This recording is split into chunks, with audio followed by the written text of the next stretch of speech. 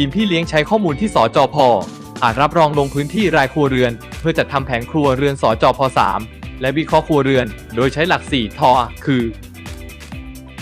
ทัศนคติความเห็นหรือความรู้สึกของครัวเรือนยากจนที่มีต่อชีวิตความเป็นอยู่ที่เกิดขึ้นในครอบครัวของตนเองชุมชนและสังคมทัศนะเป็นสิ่งที่สามารถเปลี่ยนแปลงได้ไม่ใช่เป็นสิ่งที่ติดตัวมาตั้งแต่เกิดถ้าได้รับโอกาส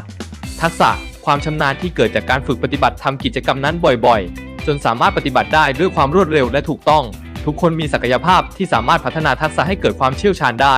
ถ้าได้รับโอกาสทรัพยากรสำหรับประกอบอาชีพเพื่อสร้างรายได้หมายถึงปัจจัยการผลิตซึ่งประกอบด้วยที่ดินแหล่งน้ำเงินทุนวัตถุดิบและอื่นๆคนจนสามารถหลุดพ้นจากความยากจนได้ถ้าได้รับโอกาสเข้าถึงทรัพยากรชุมชนทางออกหนทางที่ครัวเรือนยากจนคิดและตัดสินใจว่าจะแก้ไขความยากจนของตนเองได้ทุกของครัวเรือนยากจนมีทางออก